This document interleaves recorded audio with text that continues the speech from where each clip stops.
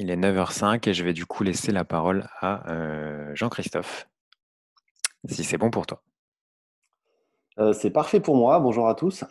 J'espère, comme je le disais, que tout le monde m'entend bien. On est ravis de pouvoir vous accueillir sur ce webinaire sur les plans de mobilité, qui est un sujet du coup d'actualité, d'autant plus d'actualité avec le contexte réglementaire, mais surtout donc contexte actuel sur la restriction des déplacements. On se rend compte que cette année a été une année riche en termes de difficultés sur le sujet de mobilité, que ce soit avec la crise des Gilets jaunes, qui était voilà, où la mobilité était au cœur des enjeux, que ce soit avec les grèves de fin d'année et donc là maintenant avec ce confinement. Je vais vous parler très rapidement d'Ecodef pour ceux qui ne nous connaissent pas. On est un cabinet de conseil et d'accompagnement dans les démarches de développement durable et on est 3 ingénieurs de formation à avoir créé le cabinet il y a maintenant 10 ans. On a fêté nos 10 ans en novembre et on travaille principalement sur des enjeux socio-environnementaux auprès des entreprises, enfin des organisations plutôt, qu'elles soient publiques ou privées, quand même majoritairement privées, avec 3 axes assez distincts qui sont le conseil en amont, tout ce qui va être vraiment ensuite mise en place d'actions concrètes, assistance à maîtrise d'ouvrage et aide au déploiement. Et ensuite, un axe communication, du coup, porté par Thomas, que vous avez pu voir, qui, du coup, permet de répondre aux besoins de nos clients sur tout ce qui est diffusion donc, de l'information et accompagnement au changement. Et également, du coup, qui assure la communication interne. On a un historique avec les sujets de mobilité assez, du coup, assez important. On a dès le départ, en fait, travaillé sur les sujets de mobilité. Comme on dit, on est tombé dedans quand on était petit, puisqu'on a eu la chance de rencontrer Frédéric Mazzella, qui est la personne qui a créé Blablacar. Et on voulait adresser le sujet auprès des organisations. Et lui avait plutôt cette vision plutôt grand public déjà. Mais par contre, était régulièrement sollicité par les entreprises pour déployer, ou même le territoire, pour déployer des systèmes de covoiturage. Et donc, on a travaillé avec eux, on a été dans les mêmes locaux qu'eux, et on a vraiment travaillé en étroite collaboration avec eux pendant bien 4-5 ans. Et, euh, et donc, voilà. Et donc là, on a accompagné vraiment les entreprises et les organisations sur le fait de pouvoir voilà, déployer le covoiturage et faire en sorte de favoriser l'utilisation de ce mode alternatif. Et puis, on a développé forcément tout un tas d'ensuite de partenariats sur d'autres alternatives à la voiture individuelle. Et puis ensuite, les premiers plans de mobilité qu'on appelait les plans de déplacement à l'époque ont commencé à apparaître avec les plans de protection de l'atmosphère. Je reviendrai plus tard sur le contexte légal, mais nos premiers clients, du coup, nous ont dit, voilà, il y a cette problématique qui se présente à nous, est-ce que vous êtes capable de nous accompagner? Du coup, on est monté en compétences, on a commencé à travailler sur ces sujets-là, pour ensuite avoir plus de 70 projets de covoiturage déplacés, enfin mis en place, énormément d'événements de sensibilisation, parce que voilà, comme je vous le disais, on a une brique d'accompagnement en fait vraiment au déploiement et à la mise en place qui est assez importante chez nous. Notre baseline jusque-là, c'était le développement durable en action, donc ça correspond assez bien en fait à ce qu'on souhaite faire en termes d'ADN. C'est vraiment ne pas s'arrêter à l'aspect bureau d'études, rapport, mais vraiment être capable d'accompagner le changement et de pouvoir aider les clients à déployer et faire en sorte que les choses changent. Et donc ensuite, énormément de plans de mobilité, donc, enfin de déplacements à l'époque réalisés. On a travaillé sur un baromètre. Et puis ensuite, on a eu l'idée aussi quand la loi de transition énergétique pour la croissance verte en août 2008 est sortie, en gros, je reviendrai dessus également, mais le nombre de structures assujetties et contraints, en tout cas incités à faire un plan de mobilité, a largement augmenté. Et donc, on s'est posé la question de se dire comment est-ce qu'on va pouvoir accompagner nos clients différemment que juste avec du conseil et comment est-ce qu'on peut les aider à déployer, internaliser les démarches en termes de mobilité. Et donc, on s'est dit que le fait de s'approprier la démarche serait peut-être une première étape intéressante plutôt que de, entre guillemets, 100% sous-traiter l'accompagnement à un bureau d'études ou à un cabinet comme nous. Et donc, on a commencé à travailler sur EcoPDM. On a été lauréat d'un dispositif qui s'appelait à l'époque AIR, Aide à l'innovation responsable, financé par la région Île-de-France et porté par BPI France. Et on a donc été lauréat d'une subvention de 80 000 euros qui nous a permis de déployer le dispositif. En tout cas, la première version d'EcoPDM qui aujourd'hui compte une trentaine de clients. Donc, qui ont fait le choix de s'approprier la démarche et donc de pouvoir réaliser eux-mêmes leur plan de mobilité et ensuite d'avoir un outil qui va permettre de suivre le déploiement des actions dans le temps. Voilà. Et donc, on a également accompagné l'ADEME sur le sujet des plans de mobilité pour être capable justement de, développer une boîte à outils plan de mobilité nationale pour l'ADEME, puisqu'il y avait beaucoup de choses qui avaient été faites plutôt au niveau local ou régional, et le fait que l'ADEME puisse proposer une boîte à outils nationale commune et brander ADEME, c'était un enjeu. Donc, on a travaillé là-dessus et sur le fait également de pouvoir recenser les plans de mobilité. Où est-ce qu'on en était en termes de déploiement par rapport à l'ensemble des assujettis sur toute la France. Voilà.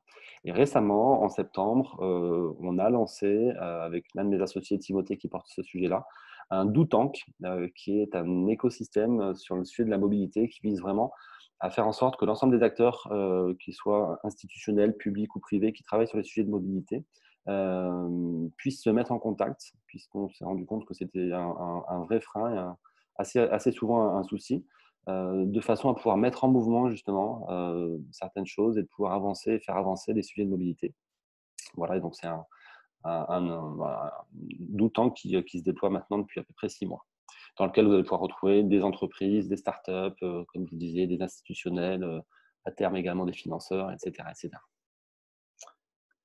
Voilà. Alors, qu'est-ce qu'un plan de mobilité? Bon, j'imagine que la plupart donc, de vous, si vous êtes là, c'est que vous vous intéressez au sujet de mobilité, mais pour vous donner quelques chiffres, 50%, c'est le taux d'occupation moyen des voitures sur l'espace public, pour seulement 13% des déplacements. Donc, on se rend compte que finalement, le le le l'espace urbain, enfin le foncier dans les grandes agglomérations et notamment à Paris, quand on connaît les prix du coup du foncier à Paris, on se rend compte que peut-être que cet espace-là pourrait être utilisé différemment que pour de la voirie ou des places de stationnement. On va avoir un chiffre qui ne fait qu'augmenter, par exemple 628 km de bouchons, qui est le record établi le 8 octobre 2019 en cumul d'embouteillages euh, sur une matinée. C'est un peu plus que la distance Paris-Brest. Donc forcément, ça fait réfléchir. Et 80% d'autosolisme. Donc c'est 80% des véhicules qui ne transportent qu'une personne dans la voiture. Donc forcément, on se rend compte tenu de toutes ces problématiques, que c'est un chiffre qui peut évidemment être amélioré. Et puis ensuite, hop, pardon. Ensuite, 20%, c'est le trafic causé par quelqu'un qui cherche une place de stationnement en agglomération. C'est étonnant, mais c'est quelque chose qui est assez réel. Et puis, 6 jours, c'est le temps moyen perdu par les habitants, par exemple, de la métropole Aix-Marseille dans les embouteillages chaque année. Donc, on se rend compte qu'on perd 6 jours par an à être simplement dans les embouteillages. Ça commence à être pas mal. Voilà.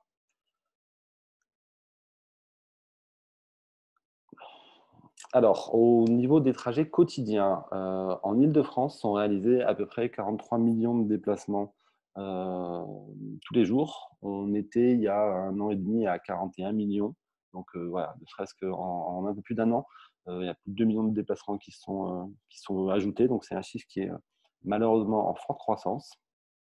Et les trajets domicile-travail sont le premier motif de déplacement. Donc on a souvent des clients qui nous disent que finalement les trajets domicile-travail ont assez peu d'impact par rapport aux fret, par rapport à l'industrie, etc. C'est malheureusement faux. C'est le syndrome du colibri. Hein. C'est tout le monde a un petit battement d'aile et malheureusement ça s'accumule et ça a un impact qui est colossal. Et notamment quand on sait que la répartition modale, alors en Île-de-France, du coup, elle est assez variée. On va avoir sur Paris intramuros l'utilisation de la voiture individuelle qui va être relativement faible entre guillemets. Par contre, on voit que dès qu'on s'éloigne en fait entre petite couronne, grande couronne et au niveau vraiment de la région, on va avoir une part modale de l'utilisation de la voiture qui va être assez importante et qui forcément grandit de plus en plus.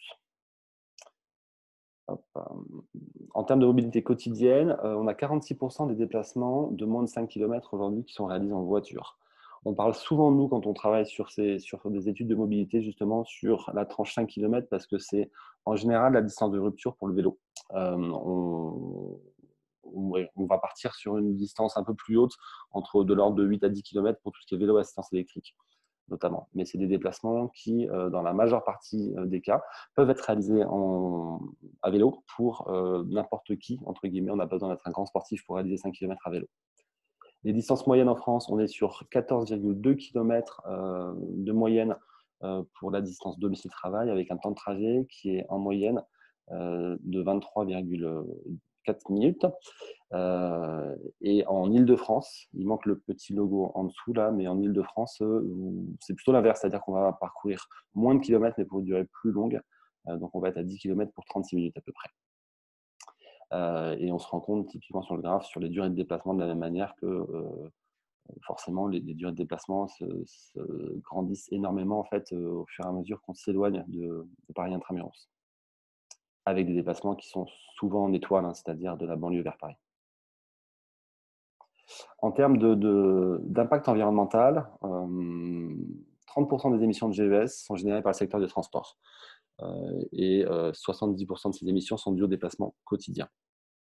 Un Français moyen, entre guillemets, émet à peu près 10 tonnes de CO2 par an, dont 2 tonnes sont causées chaque année à cause des déplacements. Donc, pas uniquement les déplacements domicile-travail, hein, mais les déplacements également. Donc, les gens prennent l'avion, le train, même si ça a peu d'impact. Et en ville, la voiture émet 12 fois plus de CO2 qu'un mode de transport collectif comme le tram. Et ça a évidemment pour conséquence des conséquences importantes sur l'épuisement des ressources fossiles, évidemment le changement climatique et l'impact sur la santé, car voilà, ça a un impact au niveau local assez important. On a eu droit en 2017 à 17 jours de déclenchement d'alerte en termes de valeur limite en fait, de polluants qui n'étaient pas respectés. Autour des grands axes, on est sur un chiffre qui est assez important, c'est 48 000 morts par an liés directement en fait, à la pollution atmosphérique. Et c'est la troisième cause de mortalité évitable en France après l'alcool et le tabac, avec, je crois, des ordres de grandeur du type 50 000 pour le tabac et 51 000 pour l'alcool. Donc on est vraiment sur les mêmes ordres de grandeur. Qui fait réfléchir quand on voit les politiques de santé publique mises en place depuis des années sur la prévention contre l'alcool et le tabac. Et puis le règlement critères qui évolue également avec je vais revenir dessus, mais la loi d'orientation des mobilités qui va permettre d'aller un peu plus loin, notamment avec les zones à faible émission. Voilà. Hop, en termes au niveau économique, on est sur un impact important en termes de foncier, comme je vous le disais, avec le coût du stationnement, mais également le coût de l'utilisation des déplacements, avec notamment 10% des arrêts de travail qui sont liés au déplacement domicile-travail. C'est quelque chose qui n'est pas forcément connu, mais dans certaines régions, il y a la possibilité en fait de déclarer des mesures en faveur de la mobilité alternative, ou en tout cas dans la prévention du risque routier également, qui permettent notamment d'avoir un impact sur le taux ATMP. Et donc, ça permet d'avoir parfois un retour investissement sur les mesures mises en place qui peut être intéressant. Pour le salarié, en revanche, c'est évidemment un poste de coût non négligeable puisque c'est le deuxième poste de coût du foyer après le logement. Évidemment, avec l'étalement urbain, en fait, les gens se sont de plus en plus éloignés des centres-villes pour pouvoir accéder à la propriété. Et du coup, c'est le poste de déplacement qui, en général, en fait des frais. Le budget annuel d'une voiture est d'à peu près de 6 100 € d'après l'ADEME. Et donc, voilà, c'est un poste de coût non négligeable. Hop. En termes de qualité de vie, et on va y revenir parce que c'est un angle qui est assez récent mais qui est de plus en plus important, les déplacements représentent le deuxième facteur de stress des Français. Et 56% des Français considèrent leur trajet domicile-travail comme une source de désagrément. Voilà, on sait que c'est même en Île-de-France même le premier facteur de stress, quel que soit le mode de déplacement utilisé. On n'est pas uniquement sur le mode de véhicule parce que les transports en commun peuvent être également un facteur de stress important quand ils sont saturés ou mal dimensionnés. Voilà, donc le contexte réglementaire, il a commencé au départ avec les plans de protection de l'atmosphère, initialement. La loi LOR, au départ, qui est la loi sur l'air et l'utilisation rationnelle d'énergie, qui date de 96 en fait, permet la mise en place en fait des plans de déplacement urbain pour les agglomérations de plus de 100 000 habitants. et les plans de protection de l'atmosphère du coup, qui ont suivi sont décrétés par le préfet de région et permettent de mettre en place un certain nombre de mesures en fait, qui visent du coup à ramener les concentrations de polluants atmosphériques à des niveaux entre guillemets vivables à l'échelle du coup de la région. Et ces plans de protection de l'atmosphère, du coup, ont imposé dans certains cas la mise en place de plans de déplacement pour les établissements considérés comme fortement générateurs de trafic.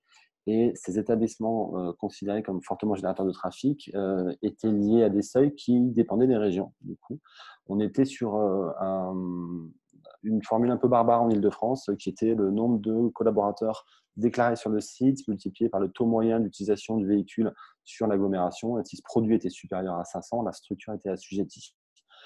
C'était un peu plus simple sur le plan de protection de l'atmosphère du Nord-Pas-de-Calais à l'époque, puisqu'on était à plus de 250 personnes par entreprise en zone d'activité et plus de 500 hors zone d'activité. PACA, c'était encore différent, etc., etc. Et tout ça a été… alors, le plan de protection de l'atmosphère, c'est important de préciser, concerne les organisations publiques comme privées.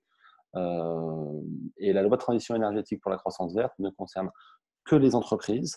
Elle a été votée du coup en août 2015. Elle ramène le seuil à 100 salariés sur un même site et dans le périmètre d'un plan de déplacement urbain, c'est-à-dire pour les agglomérations, pour les entreprises qui sont situées sur en gros une agglomération ou sa banlieue qui a un plan de déplacement urbain, qu'il soit volontaire pardon, ou réglementaire.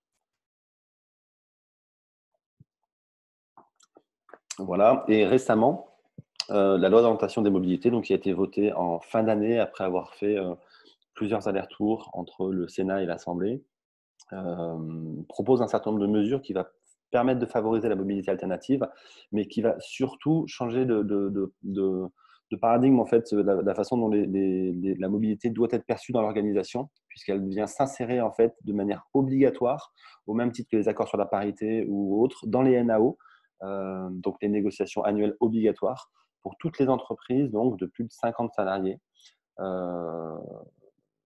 Voilà. Et donc, c'est aujourd'hui, là où c'est ce que j'évoquais tout à l'heure, là où avant, les sujets de mobilité étaient souvent plutôt traités par les services environnement, développement durable, ou même parfois services généraux associés plutôt à la gestion technique des sites. Là, aujourd'hui, les sujets de mobilité sont de plus en plus intégrés par les directions des ressources humaines parce que, vous n'avez pas un DRH aujourd'hui qui n'a pas le sujet qualité de vie au travail à la bouche. Forcément. Et en plus de ça, c'est un sujet qui devient obligatoire maintenant pour les ressources humaines dans le cadre des négociations. Et dans ce contexte-là, l'employeur a l'obligation d'apporter des éléments concrets en fait pour établir la base des négociations aux partenaires sociaux. C'est-à-dire que pour la direction doit apporter typiquement des informations précises sur la mobilité des collaborateurs pour pouvoir être une base de négociation. Et le plan de mobilité est la meilleure des façons du coup d'avoir un état des lieux complet.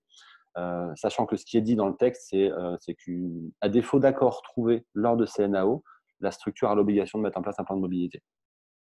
Donc voilà, le changement, enfin la vision des choses est un petit peu différente.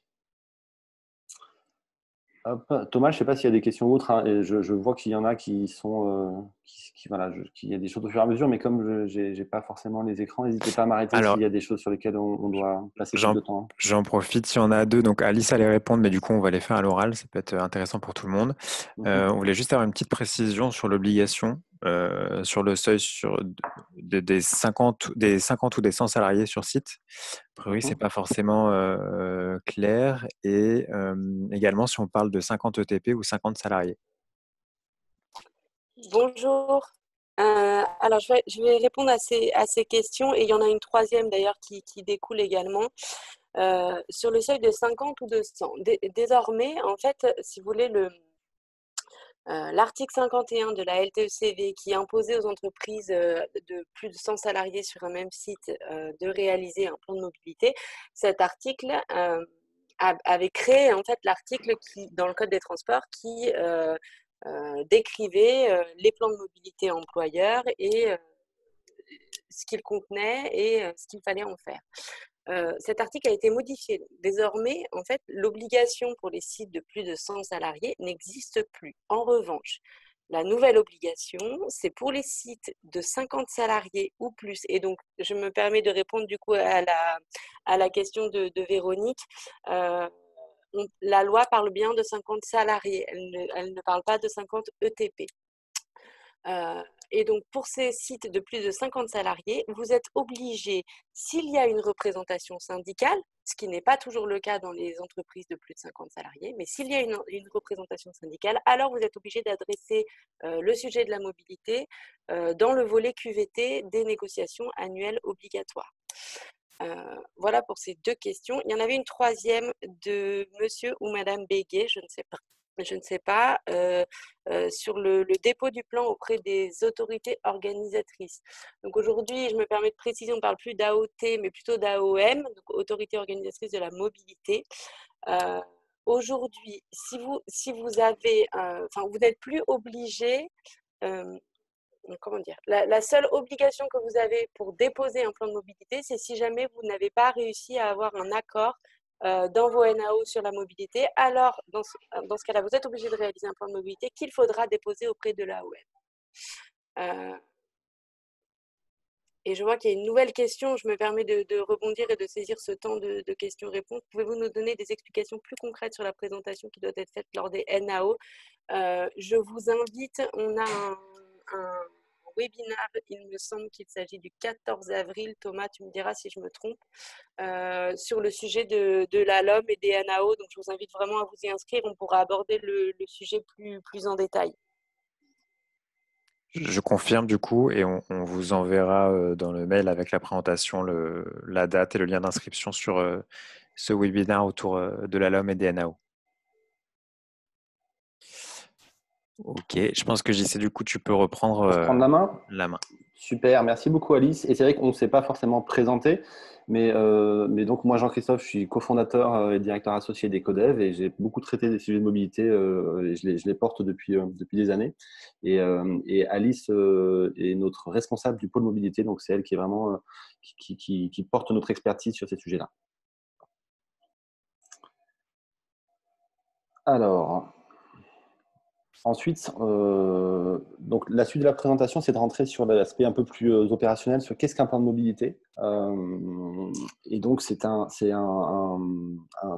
dispositif en fait qui vise du coup à rationaliser les déplacements liés à l'activité d'une organisation, que ce soit sur les déplacements de domicile-travail, professionnels ou potentiellement même visiteurs ou fournisseurs, quand vous êtes notamment un établissement public qui accueille beaucoup de visiteurs et que c'est non significatif. La majeure partie, malgré tout, quand même, des déplacements à impact sont les déplacements réguliers et donc les déplacements domicile-travail. Mais en fonction du contexte, il ne faut pas négliger les autres typologies de déplacements. Et donc, les objectifs d'un plan de mobilité, c'est vraiment de définir un diagnostic en fait, initial, une cartographie des déplacements assez fine, de façon à pouvoir travailler sur un plan d'action qui favorise l'utilisation de modes alternatifs à la voiture individuelle thermique. Voilà. Et donc, c'est également une bonne façon, même si l'angle d'attaque initial était plutôt environnemental avec l'impact sur la qualité de l'air. Voilà, comme je vous le disais, c'est aujourd'hui un sujet qui est plutôt et souvent dans les mains des directions des ressources humaines. Et donc, c'est un sujet intéressant pour se poser des bonnes questions au niveau donc de la gestion de la mobilité des collaborateurs. Comment fonctionne du coup un plan de mobilité? Il y a une première phase en fait, qui est la phase préparatoire, qui vise à s'approprier le contexte, à définir les objectifs, les enjeux et les différentes parties prenantes du projet. On a assez souvent observé des plans de mobilité qui étaient, entre guillemets, faits un peu dans leur coin. C'est important quand on parle de mobilité de s'ancrer dans le territoire et donc c'est important de pouvoir contacter. Et c'est en partie l'intérêt du DoTank et l'écosystème mobilité qu'on a développé, c'est qu'on s'est rendu compte qu'il y avait déjà assez peu de contacts entre justement les organisations publiques, les collectivités et les régions, etc. et les organisations. Et donc c'est important de pouvoir prendre contact en fait avec les gens qui organisent la mobilité sur votre territoire, mais également potentiellement d'autres entreprises pour travailler sur des actions mutualisées, etc., etc. Donc, cette définition vraiment du contexte, des objectifs et des parties prenantes du projet, et comment on va organiser le projet sur le long terme, que ce soit en interne comme en externe, que les parties prenantes internes sont également très importantes. On mobilise en général, un plan de mobilité, c'est un projet très transverse. Donc en général, on mobilise forcément les directions des ressources humaines, mais également la direction du développement durable ou de l'environnement quand il y en a une, la direction des services généraux pour tout ce qui est gestion technique du site. On va retrouver également la direction de la communication qui va être primordiale pour pouvoir justement accompagner le changement auprès des collaborateurs, etc., etc. Une fois que cette phase préparatoire a été définie, on va travailler sur la première étape de diagnostic qui est l'accessibilité du site. Et là, l'objectif pour pouvoir travailler sur un plan d'action pertinent, c'est de pouvoir connaître précisément l'offre de transport disponible pour se rendre sur le site de façon quantitative et qualitative. Et donc là, c'est vraiment être capable de travailler sur la cartographie des flux, donc en gros d'où viennent mes collaborateurs. Donc il y a des outils de géolocalisation qu'on va pouvoir utiliser. Il y a la création de cartes qu'on peut appeler des cartes isochrone, qui sont des cartes d'égal temps d'accès au site, qui vont être des outils importants pour pouvoir aider justement dans la construction du plan d'action. Mais également étudier précisément mon offre routière, piétonnière, cyclable, autopartage, vélo-partage, transport en commun, enfin, l'ensemble des alternatives pour savoir si elles sont pertinentes ou non pour, pour remplacer l'utilisation de la voiture individuelle thermique. Sachant ça paraît simple, mais on a très régulièrement des gens qui apprennent, quand on vient faire un plan de mobilité et qu'on vient ensuite faire des animations, qui apprennent qu'ils ont une ligne de bus qui passe en bas de chez eux et qui pourrait les amener sur leur site. Et qui fait quasiment le même trajet que ce qu'ils font eux en voiture. Donc, et ça, c'est des choses qu'on fait régulièrement. Et c'est à ce moment-là aussi qu'on va travailler, comme je le disais, sur combien de pourcentage de gens sont situés à moins de 5 km, sont situés entre 5 et 10 km, etc., etc. Et là, ça vous permet justement de calculer ce qu'on appelle le report modal, c'est le fait de reporter un mode de transport, en l'occurrence la voiture individuelle thermique, vers un mode de transport alternatif et moins émissif. Ensuite, on a la seconde étape qui va être l'enquête auprès des collaborateurs. C'est-à-dire qu'une fois qu'on a une visibilité assez claire sur l'offre de transport et les conditions d'accès au site, il faut qu'on connaisse les habitudes de déplacement des collaborateurs. Et pour ça, ça passe nécessairement par une enquête qui doit être un bon compromis entre densité et facilité de réponse pour pouvoir avoir un taux de retour suffisamment important. Là, encore une fois, ça va dépendre des établissements parce qu'on n'a pas du tout les mêmes problématiques, par exemple, dans le monde de la santé, pour des établissements hospitaliers avec des gens qui travaillent la nuit, des rotations, des équipes. Enfin, on est sur des environnements assez contraignants pour avoir un taux de retour important, ou une entreprise service type où là, on va pouvoir avoir parfois 80% de taux de retour. Mais voilà, ce qui est important, c'est de pouvoir avoir suffisamment d'informations significatives pour avoir une vision globale, claire, en fait, des flux et des habitudes de déplacement des collaborateurs. Et cette enquête permet aussi de poser des questions sur ce vers quoi les gens seraient potentiellement prêts à changer. Et donc, ça permet de pouvoir aider également dans la construction du plan d'action. Si je sais que j'ai X% de mes collaborateurs, par exemple, qui ont déclaré qu'ils étaient favorables à l'utilisation du vélo, potentiellement, mais par contre que dans les actions à mettre en place, vous en avez énormément qui ont sollicité le fait de mettre en place des douches, parce que pour eux, c'est un sujet de pouvoir prendre une douche quand ils arrivent le matin. C'est à ce moment-là où vous pouvez passer à l'étape 3, croiser ça avec les données d'accessibilité, et notamment, je reprends mon exemple, mais le nombre de collaborateurs qui habitent à moins de 5 km. Et en fonction de ça, vous allez pouvoir dire, si j'ai 20% de collaborateurs qui habitent à moins de 5 km, je vais pouvoir en transformer peut-être 5% sur 3 ans en mettant en place des douches, parce que ça a été remonté dans l'enquête, mais également une indemnité kilométrique vélo qui n'existe plus maintenant, qui est plutôt le forfait mobilité, mais qui reste une incitation financière, etc., de façon à pouvoir construire un plan d'action ambitieux qui va pouvoir permettre justement de réduire l'utilisation de la voiture, mais vraiment ancré dans le temps. Un plan de mobilité, on est malheureusement trop souvent sur un diagnostic, c'est un peu le sujet, on l'a vécu aussi pour les bilans carbone et les bilans des émissions de gaz à effet de serre, mais les sujets réglementaires ont un peu trop souvent le syndrome coup de tampon. Je suis passé par un prestataire, j'ai mon rapport et du coup, je m'arrête là. Le diagnostic n'est que la phase émergée de l'iceberg. Il faut ensuite être capable de déployer, porter le projet et les différentes actions qui sont parfois longues, parfois dépendent de l'entreprise. Voter la mise en place du forfait, de l'indemnité kilométrique vélo, puisqu'elle est non obligatoire, elle était non obligatoire, mais c'est une action interne qu'on peut déployer où on a besoin de personnes, mais être capable de dialoguer avec la collectivité pour faire en sorte que le bus 123 fasse un crochet ou augmente ses horaires de passage en bas de mon site. Ça, c'est une négociation qui va être longue et qu'il faut vraiment ancrer dans le temps. Voilà. On incite beaucoup et il est nécessaire de pouvoir mettre en place des indicateurs de suivi sur ces différentes actions à mettre en place pour pouvoir la piloter dans le temps. Et c'est là notamment où on a eu,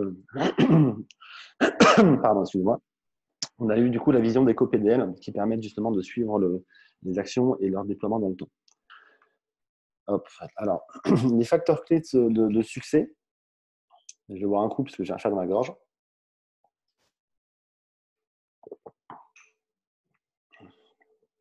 Voilà. Les facteurs clés de succès, la communication est très importante puisqu'il faut qu'on puisse embarquer les collaborateurs à partir du moment où on va leur demander de changer leur mode de transport. C'est très important qu'ils puissent être embarqués depuis le départ dans le projet. Et donc, ça nécessite vraiment de bien communiquer. L'implication de la direction, elle est vraiment importante. Alors, elle va être de plus en plus le cas maintenant avec justement l'obligation d'intégrer ces sujets dans les NAO, mais ce n'était pas forcément toujours le cas avant. Et donc, c'est très important que la direction puisse les intégrer. Et également, l'exemplarité, notamment vis-à-vis des managers. Voilà, je donne souvent cet exemple, mais j'ai des entreprises avec qui on a pu travailler qui avaient fait le choix symboliquement de remplacer toutes les places direction qui étaient les plus proches pour l'accès au site par des places covoiturage qui étaient réservées aux gens qui covoiturent. Et tout le monde passe devant le matin. Et donc, c'était très symbolique en termes d'image. Et forcément, ça faisait partie des structures où vous aviez le plus fort taux de covoiturage parmi nos clients. Et également l'appropriation de la démarche sur le long terme. Et c'est en partie pour ça, comme je vous le disais, qu'on a pensé EcoPDM. Hop. Les enjeux des plans de mobilité, bon, on en a déjà pas mal parlé, mais ils sont évidemment donc économiques, que ce soit pour l'entreprise, dans le cadre de la réduction de coûts de déplacement. C'est vrai qu'on peut parler de la flotte là, mais le fait de travailler sur la flotte est un enjeu important, surtout que le contexte réglementaire change. Voilà, avec notamment la réglementation WLTP qui fait que l'ensemble de vos véhicules vont d'un seul coup se retrouver en fait avec un grammage de CO2 de l'ordre de 15 à 20% plus haut. Et donc, vous avez quasiment tous les véhicules qui vont sauter d'une catégorie. Et donc, vous allez voir les taxes associées qui vont être tout ce qui va être fiscalité associée en fait, à votre flotte qui va grimper. Ça, c'est tout simplement dû au fait qu'avant, entre guillemets, les véhicules étaient testés sur un banc d'essai avec dans des conditions qui étaient très, très éloignées de la réalité en Europe. Et cette norme a changé, elle s'appelle la norme WLTP. Donc maintenant, on va tester les mêmes véhicules, par contre dans des conditions différentes. Et forcément, comme par hasard, quand vous faites un 0 à 100, mais vous ne le faites pas en 15 secondes, mais plutôt en 10 secondes, qui est plutôt la réalité, forcément, vous allez avoir beaucoup plus d'émissions associées à ça. Et donc, c'est tout ce système de mesure qui a été revu. Et donc, la flotte va être un véritable enjeu sur les années à venir, également avec la loi d'orientation des mobilités, que ce soit pour le public ou pour le privé, qui va imposer le verdissement des flottes déjà. Donc, il va y avoir un certain nombre d'obligations pour que les flottes puissent changer au fur et à mesure sur des flottes moins émissives, mais également pour pouvoir accéder aux centres d'agglomération, car comme je vous le disais, la LOM prévoit, enfin c'est la loi d'orientation des mobilités et la loi de transition énergétique pour la croissance verte à l'époque prévoit la possibilité de mettre en place des zones à faible émission dans lesquelles un certain nombre de véhicules trop émissifs ne pourront plus rentrer. Donc si demain vous avez vos commerciaux qui ne peuvent plus rentrer dans Paris parce qu'ils n'ont pas le bon véhicule, forcément ça peut poser problème, ou même vos techniciens ou autres, ça peut poser problème. Donc c'est un sujet important. Je ferme la parenthèse sur la flotte. Également des bénéfices environnementaux, ça c'est évident. Et puis forcément sanitaires et sociaux, et notamment qualité de vie au travail pour les collaborateurs et la gestion du stress. Mais même si je pense que la crise qu'on est en train de vivre va fondamentalement changer le rapport au déplacement, et je pense sur le long terme. Comme je vous le disais, la possibilité également de mutualiser la démarche dans le cadre de plans inter-entreprises est assez intéressante parce que ça permet du coup de créer du lien, qu'il soit économique ou social, entre les différentes entreprises d'un même territoire. Également de pouvoir mutualiser les démarches de diagnostic, la mise en place d'actions potentielles ou autres. Il faut juste faire attention à ce que, on a eu 2-3 exemples où le fait qu'une entreprise soit dans un plan de déplacement inter-entreprise peut parfois faciliter le fait de se dégager de sa propre responsabilité. L'exemple que je vous donnais sur le fait de pouvoir adapter sa propre infrastructure de stationnement cyclable ou les indemnités kilométriques vélo ou ce genre de choses, tout ça doit être géré en fait à l'intérieur de l'entreprise. Donc le fait d'être dans un plan de déplacement inter-entreprise n'empêche pas de s'approprier les démarches liées à ses propres collaborateurs. Et donc il faut trouver le bon compromis entre je gère le plan en interne et j'ai quand même un référent qui fait vivre les démarches en interne, tout en portant le projet vraiment au sein de mon organisation, tout en mutualisant un certain nombre de choses dans le cadre d'une démarche inter-entreprise. Et pour terminer, sans y passer trop de temps, donc EcoPDM, voilà, donc comme je vous le disais, c'est un outil qu'on a vraiment pensé pour aider nos clients à faire vivre le dispositif dans le temps, à pouvoir vraiment ancrer le changement de comportement et également qu'on a voulu abordable financièrement parce qu'un accompagnement complet plan de mobilité, en fonction du site, on va être entre 5 et 20 000 euros en fonction du nombre de sites et de l'accompagnement concerné. Donc, c'est vraiment un diagnostic qui n'est pas forcément abordable pour n'importe quelle structure, et notamment les plus petites. Et donc, on a voulu un outil qui soit assez accessible et qui permette vraiment à nos clients de s'approprier la démarche sur le long terme.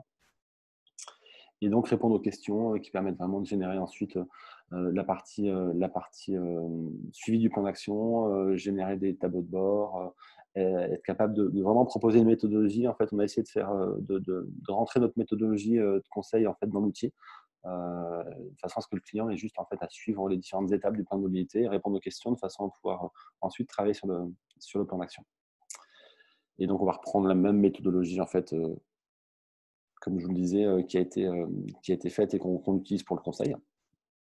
Et donc, on est sur une plateforme SaaS, c'est-à-dire c'est une plateforme qui est accessible par n'importe quel terminal, qu'il soit fixe ou mobile, et qui ne nécessite pas d'installation particulière. Donc, c'est une URL, en fait, un site web. Donc, l'applicatif est 100% hébergé. Vous vous connectez, vous avez la possibilité ensuite, du coup, d'accéder à un certain nombre de modules, notamment donc, la gestion des sites, l'étude d'accessibilité du site, la partie gestion de flotte, la partie vraiment analyse, localisation, générer des cartes isochrone, travailler sur la partie géolocalisation de mes collaborateurs, venir apporter des enquêtes d'usage, etc. Et créer des rapports, également des rapports d'automatique. Tout ce que vous renseignez sur la plateforme peut être exporté au format Word de façon ensuite à pouvoir être dupliqué, communiqué et puis approprié à votre contexte et à votre charte graphique. Hop, voilà, on a terminé. Merci Jean-Christophe. Du coup, on a quelques questions que je vais te poser. Du coup, je commence plus sur les questions budgétaires, entre guillemets. Une première question qui est le budget de mise en place d'un plan de mobilité en interne, est-ce qu'il est plutôt pris par les ressources humaines, plutôt par la RSE, ou en gros, comment nos clients financent et justifient ce poste de dépense en interne? C'est une bonne question. C'est assez variable. On a historiquement plutôt des budgets développement durable ou services généraux également. Beaucoup vie du site. En fait, le sujet porté initialement par le développement durable et ensuite remonté plutôt au niveau de la direction de site. Dans le cadre de l'organisation. Et c'est vrai que de plus en plus, je vois le cadre de direction de ressources humaines qui finance le projet, qui sont les financeurs. Merci. Et question annexe, est-ce qu'il y a des aides pour financer les plans de mobilité pour les entreprises? Non. Non. Il n'y a aucune aide pour financer la plan de mobilité parce que l'ADEME, en général, a une politique incitative pour les mesures non obligatoires. Ça a été le cas des bilans carbone, ça a été le cas également des premiers plans de mobilité. C'est tant que c'était volontaire et non obligatoire, l'ADEME finançait jusqu'à 50% du diagnostic. À partir du moment où c'est obligatoire, vous n'avez plus aucune aide. Merci. Maintenant, des questions plus concernant EcoPDM ou notre accompagnement. C'est combien de temps dure l'accompagnement en moyenne? Bonne question également. Il faut compter, vraiment pour la partie diagnostic, accompagnement, il faut compter entre 3 et 6 mois. Vraiment tout compris. Alors, c'est pas 6 mois de jour, évidemment, mais c'est entre le moment où on lance le projet, on réalise le diagnostic, on lance l'enquête, etc. On a en général une inertie d'à peu près 6 mois, sachant qu'il y a pas mal de temps lié, ne serait-ce qu'à l'organisation des réunions. Donc, comme je vous disais, il y a beaucoup de directions différentes en fait, qui doivent être conviées, par exemple, à la réunion de lancement. Donc, on peut déjà mettre un mois juste à planifier la réunion de lancement. Idem pour la réunion de restitution, etc. Et également, on a la validation du plan d'action qui peut prendre du temps. C'est-à-dire que nous, on doit intégrer normalement dans le rapport qu'on nous fournit un plan d'action qui est validé par la direction. Et donc, comme ça engage des moyens financiers, c'est pas toujours simple d'arriver à faire en sorte de faire valider le plan d'action en interne. Et donc, ça peut prendre un petit peu de temps de votre côté également. Donc, nous, en termes de charge, on est capable de se travailler en 3 mois sans aucun problème. La réalité fait qu'on est plutôt autour de 6 en général. Et je continue sur EcoPDM. Est-ce que l'outil s'applique à des plans de déplacement inter-entreprises? Oui, tout à fait. Tout à fait. L'outil a été pensé en fait avec plusieurs niveaux d'utilisateurs. Donc vous avez un niveau administrateur, la personne qui peut consolider soit l'ensemble des sites quand on est une entité avec plusieurs sites au niveau national, et puis ensuite un animateur par site. Et en fait, on peut penser ce système-là, mais à l'échelle plutôt d'une zone d'activité où vous avez l'administrateur qui serait peut-être la personne référente du plan inter-entreprise, et que chaque organisation ait son propre accès animateur pour gérer à l'intérieur de son site. Et là, l'administrateur a une vision globale de l'ensemble des actions qui sont déployées pour l'ensemble des organisations. Et par contre, l'animateur, à l'échelle de son entreprise, va pouvoir gérer son propre plan d'action, euh, faire ses propres enquêtes, etc., etc. Très bien. Nouvelle question de Morane. On revient plus sur les obligations. Si une entreprise de plus de 50 salariés sans plan de mobilité arrive sur un nouveau site doté d'un PDIE, est-ce que cette nouvelle entreprise qui vient d'arriver peut s'ajouter au PDIE existant ou est-ce qu'elle doit réaliser son propre plan de mobilité? Alors, c'est une bonne question et pour laquelle je ne suis pas certain d'avoir la réponse réglementaire. Peut-être qu'Alice pourra m'aider là-dessus, mais en termes de bon sens, si vous vous insérez sur une zone d'activité qui a déjà son plan de mobilité, c'est une bonne chose parce que vous allez pouvoir vous greffer dessus. Par contre, ça ne vous donne pas pour autant des données sur vos collaborateurs et sur la mobilité de vos collaborateurs. Surtout si vous venez de vous déplacer. Du coup, forcément, le déménagement, c'est toujours un chantier mobilité extrêmement important. Et donc, je pense que c'est important de quand même travailler sur un diagnostic vraiment lié à la mobilité de ses propres collaborateurs. Après, rien ne s'empêche derrière de s'insérer dans le dispositif, la mutualisation des actions, etc. etc. Mais il faut à minima regarder l'impact et être capable d'avoir la photographie à l'instant T de la mobilité des collaborateurs pour pouvoir ensuite voir comment dans le temps ça évolue et comment est-ce qu'on arrive à faire avancer les choses.